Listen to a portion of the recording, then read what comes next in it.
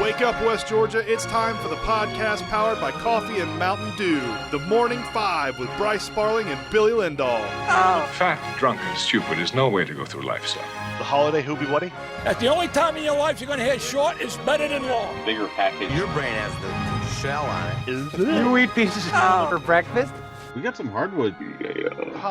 Collegiate? I don't know how long this is going to last. Welcome in, West Georgia, to another edition of the Morning Five, brought to you by Marine South. It is Monday, February 14th. It is Valentine's Day. Today we have a lot to talk about, and I mean a lot, so let's get right to it. We've got a Super Bowl to talk about, we have a state champion to talk about, and the Hawks continue to underwhelm. But let's get to that Super Bowl first. Bryce, it's the year of the dog, it seems like, man. Because that dog, Matt Stafford, did his thing last night. Yeah, and there were a bunch of dogs on that team that defeated the Bengals 23-20. Stafford was on there, Floyd was on there, Sony Michel was on there. UGA was really represented well last night in the biggest game for any team in America. Stafford, he really played well, and because I had some soft-earned dollars on him for the MVP, he should have won MVP. But yeah, a great night for a lot of former Georgia Bulldogs, and a lot of great stories coming out of the Super Bowl. The guy that did win the MVP hauled in 92 yards worth of catches and 2 touchdowns. Cooper Kupp was your Super Bowl MVP. He will be heading to Disney World today. Joey Big Nuts on the other side, 22 of 33 for 263 yards and a touchdown. And, I mean, the Bengals were throwing out pretty much everything they could, Bryce. The halfback pass that they had earlier in the game for the touchdown was really, really good. But it just seemed like that was something they had to do in order to stop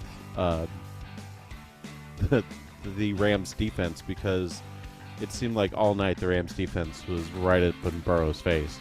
Well, that was kind of the MO going into this game. I mean, Burrow was sacked, 9 times, I think, against KC, right, which set a postseason record.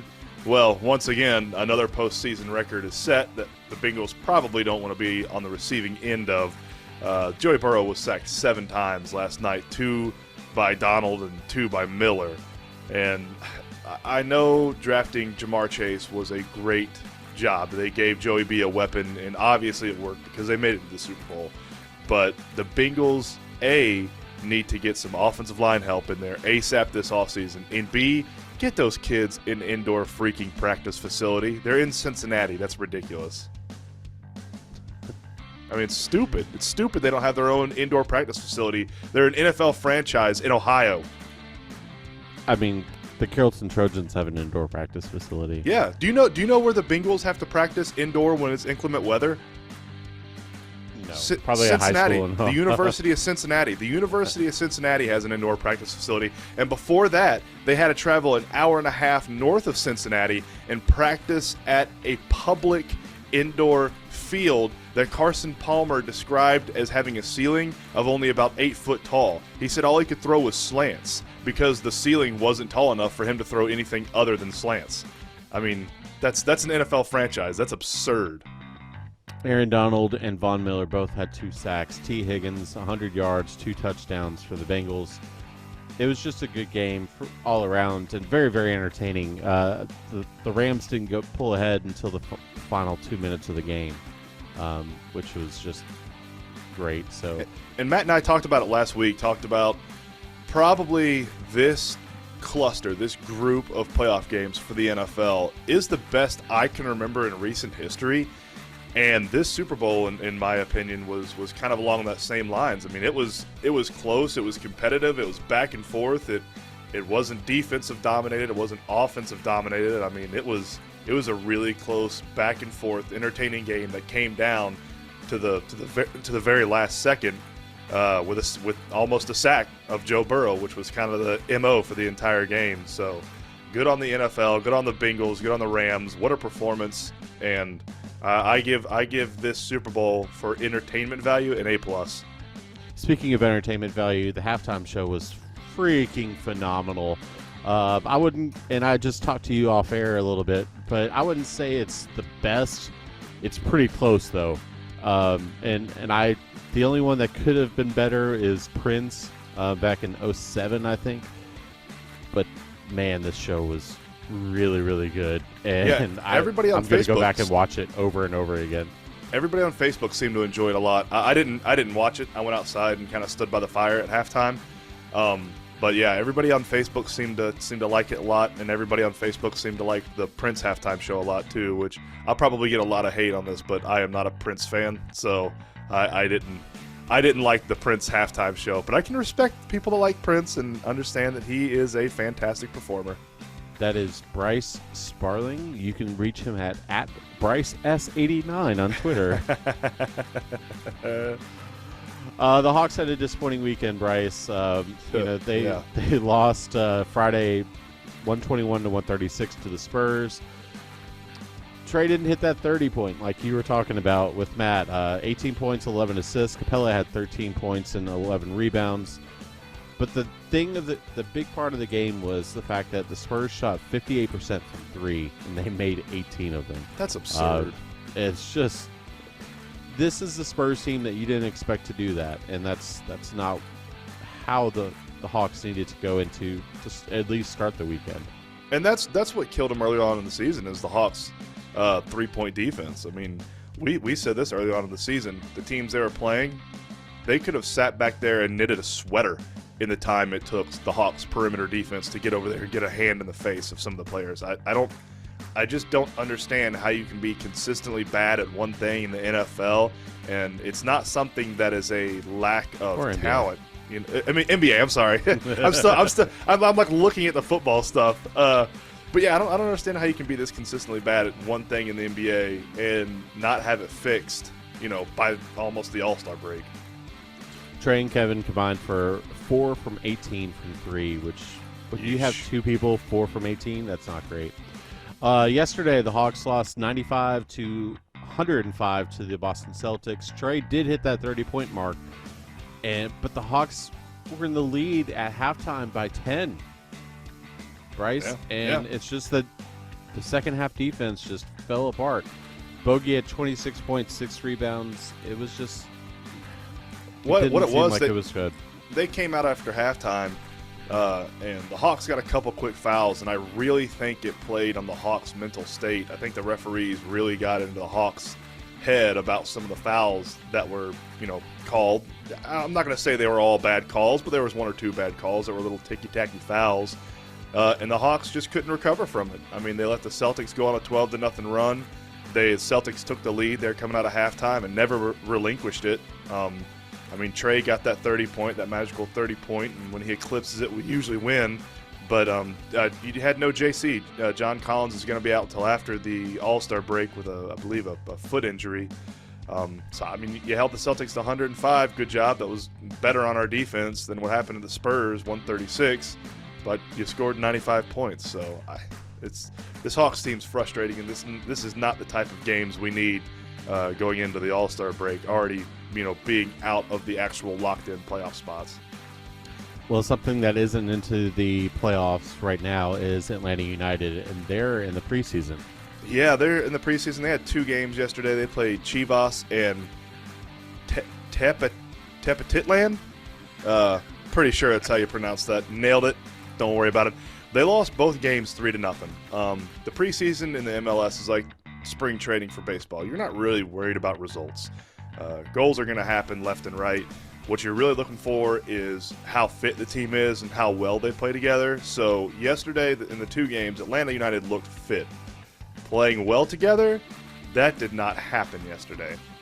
The high line, Atlanta United likes to play a high line, and if anybody knows soccer, you know what I'm talking about. And if you don't know what I'm talking about and don't watch soccer, it's really hard to describe, so I'm not even going to try it.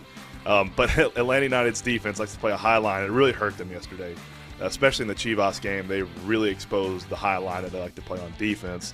And the team just wasn't playing together, and that's fine. This is a new-ish team. A lot of these players haven't played together a ton. So that's something They only have one more preseason game, but that's something in that one preseason game and early on in the regular season that they're going to need to work out, and it's nothing to be alarmed at right now. Something you need to watch, but the team from last year getting bogged down at midfield and not creating a lot of offensive chances, that team sort of arose yesterday in both games, and so that's something I wouldn't say is cause for concern, but it's definitely something we want to keep an eye on and make sure it doesn't pop up again. And Joseph and Franco both got reds. Joseph in the first game and Franco in the second game. Franco had a pretty hard tackle that deserved a red, and Joseph apparently said something that was not too nice to the referee, and he got a red as well. So luckily, reds in the preseason don't mean anything. I believe they should be able to play against Birmingham this Sunday, but not. But you're going, right? I was gonna go, but I believe we're having my son's end of the year basketball banquet that day. So I'll have to see what time the game starts and what time that is. I get a bit of a reprieve because it's in Birmingham, so I gain an hour. So if the banquet ends soon enough, then yes, I will be out in Birmingham watching this game or watching the preseason game. Awesome. Well, let's get to the wrestling results from this past weekend. Wrestling.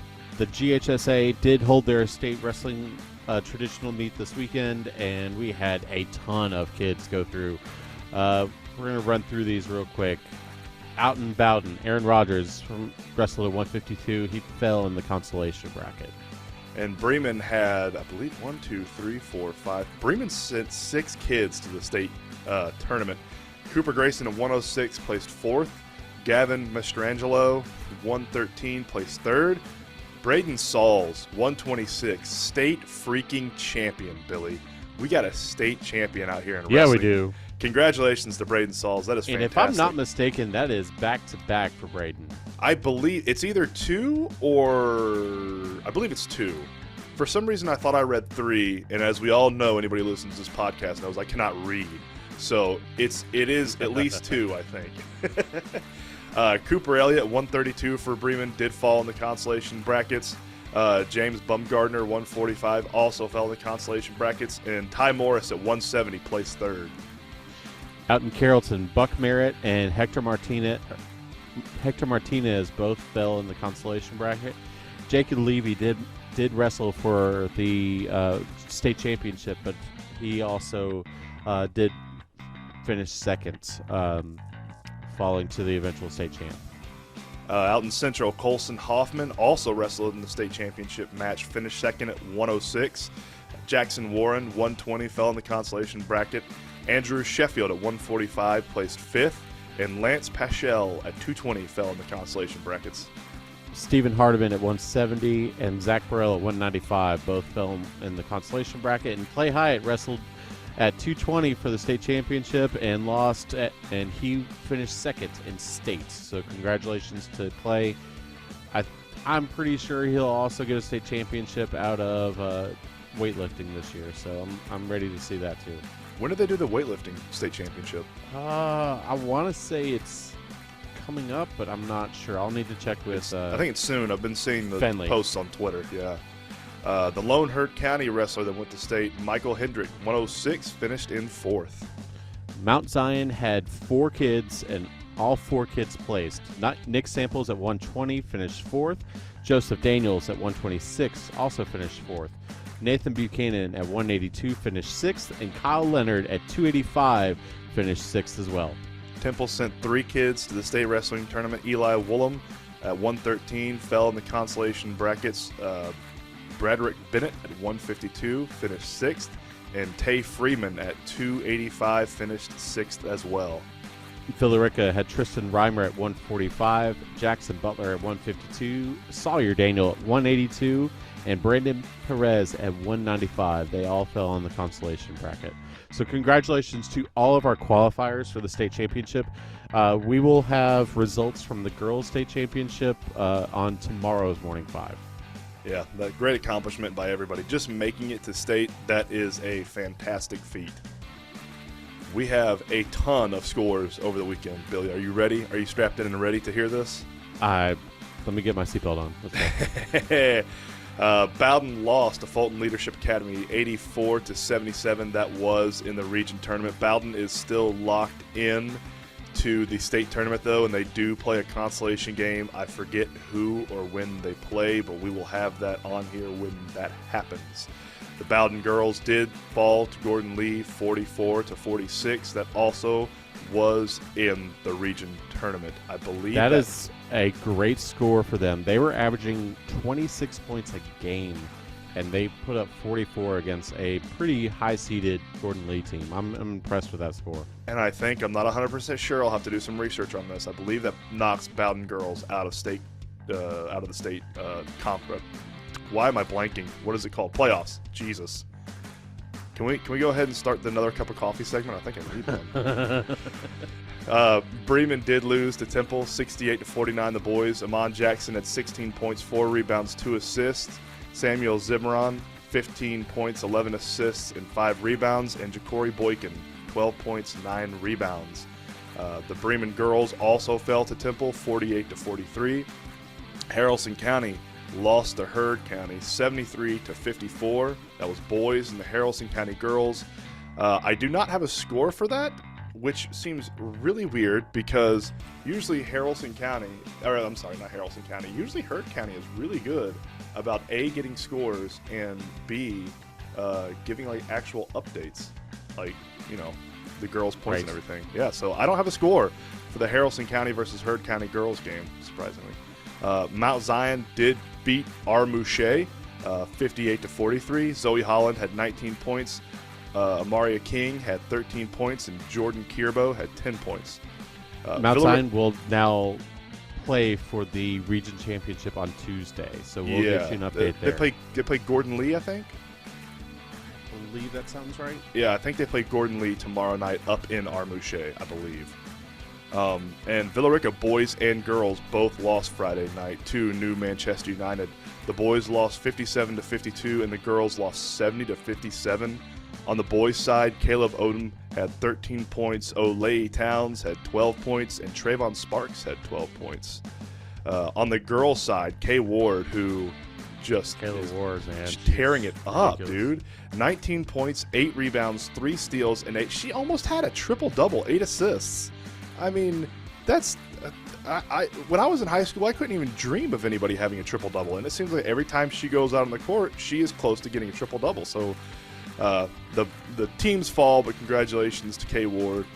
Bremen beat DC in soccer 5-0. That's the boys, and the Bremen girls also beat the DC girls in soccer 4-0. Carrollton boys fell to Johns Creek 7-0, and the Carrollton girls fell to Johns Creek 8-0 in soccer on Friday night. Central in soccer played Snosberry, and the boys lost 8-4, and the girls lost 4-2. The Haralson County boys and the Haralson County girls both played Mount Zion Friday night. I do not have a score for either one of those. Listen, Haralson County, you got to do better with getting me the scores, okay? So you got to do better with getting me the scores. For Temple soccer Friday night, the girls lost 11-0 to Model, and the boys lost 5-0 to Model. Model is one of those soccer superpowers in Georgia. Villarica beat Cass, boys and girls. Boys won 4-0, girls won 7-0 Friday at the soccer.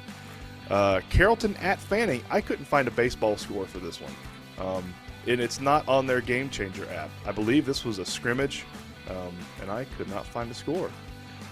University of West Georgia played Lynn. They won 14-10. Congratulations to them. Mr. Wertha had 3 for 5, 3 runs, and 1 RBI. Ladner went 3 for 4 with 3 runs and 4 RBIs. Smith went 3.2 innings. He allowed 0 runs and only 1 hit with 4 Ks, and he got the win. The UW basketball team, girls and boys, both lost to West Alabama. The boys lost 83-76. Kadeem Jones had 22 points. Seth Brown Carter had 16 points and 3 assists. The girls lost 66-48. Sierra Carter had 17 points. Also on Saturday, Carrollton tied Brookwood 1-1 in a soccer game. And the University of West Georgia boys baseball, the only baseball team they have, lost to Palm Beach Atlantic. That's West Georgia's first loss of the season. They lost 13-4. Calabro went 2 for 4 with 1 run and 2 RBIs. And the third game of the weekend for University of West Georgia's baseball team against Nova Scotia Southeastern Western Northern State was canceled. I'm not sure why it was canceled, but it was canceled. All right, we got some scores, or we've got some events for tonight. Central versus Cedartown girls. I'm guessing this is at Northwest Whitfield, so that means Yes. it's a region tournament. Correct. So that's a 4:30 tip. Bremen at Alexander in soccer. The girls would go off at 5:30, boys at 7:30. Carrollton at Woodland baseball. First pitch is at 5:55. Central at South Paulding baseball is also at 5:55. Heard County faces Mount Zion in Mount Zion. No, that's a West Georgia game, is it not? It wasn't listed as West Georgia. I'm not sure. I want to say that's at West Georgia, but I could be wrong. We will find that out for you and tweet it out. That goes off at 5:30 first pitch. Temple at Armouche at 4 o'clock. That's baseball. And then lacrosse. Carrollton girls will be at Harrison at 7:30 tonight. Bryce, let's get to that another cup of coffee, man. Let's do. Actually, those Carrollton girls look to stay perfect on the season so far at Harrison. Yeah, they do. Yes, I am ready for another cup of coffee for sure. Billy, the Waste Management Phoenix Open, in my opinion, was the best event that happened yesterday. I know I'm probably going to get flacked for that, and I know people love the Super Bowl, but the Waste Management Phoenix Open yesterday was the best event of the day and of the weekend and possibly of the year. Not only did you have a hole-in-one yesterday, and not only did you have a hole-in-one on Saturday, you also had Harry Higgs and his playing partner make a birdie, take their shirts off and wave them around in the air as they were running around a green without shirts on. Folks, this is a PGA Tour event. There was beer flying everywhere. You have the pageantry of the 16th hole, and then you have 3 playoff holes after the tournament has concluded. Scotty Scheffler and Patrick Cantlay had to play the 18th hole 3 times to decide a winner. Billy, in my opinion, there is no atmosphere. You can give me the Ryder Cup, the Davis Cup, the British Open. There's nothing like the Waste Management Open. They put on a fantastic show out there. Yeah, it was really, really entertaining, and you kept sending Matt and I clips from the aces, and gosh, the aces were just perfect, weren't they? There's no better finishing holes. I mean, the 15th, 16th, 17th, and 18th at TPC Scottsdale. It's the best. They are the best 4 finishing holes in golf. There's no other golf course that has 4 finishing holes as unique as those. And I mean, it's great. It's so much fun. The medal count for the U.S., we have moved up to 3rd. We are tied for 3rd. We are quite a distance behind. I believe Norway is number 1. We are quite a distance behind the number 1, but we are moving up to 3rd. We have 15 total medals. Aaron Jackson got gold in speed skating over the weekend. Kaylee Humphreys got gold in women's monobob last night. And Douglasville's own Elena Myers-Taylor won silver in the women's monobob, which is a new event. It's the first time they've ever had it, and it's a women's-only event. So congratulations to all 3 of those women. Our women seem to really be pulling their weight in this Olympics, and our men seem to be lagging behind just a bit. So we need to catch up to Norway. We need to catch up to Norway and also catch up to Germany and pass them. I mean, yeah, and I mean, even you guys were talking about it on Friday's Morning 5, the fact that it just seems like every time that you look at it, it just seems like they're choking right now. I don't know if it's just too big of a stage for them, but yeah. And today in history, 1952, Georgia-born Sugar Ray Robinson defeats Jake LaMotta and won the NYSAC, NBA, and the Ring middleweight title. And Billy, do you have any good news on the MLB front from this weekend? I know they've met this weekend, and I'm pretty sure what you're going to tell me is they have decided on a deal. We are good to go, and spring training will start soon, and opening day is not in fear of not happening on the right date. Insert the Price is Right noise here. Bum, bum, ba, bum, bum. The MLB has still not come to an agreement between the players and the owners. Who knows if we're going to have a season.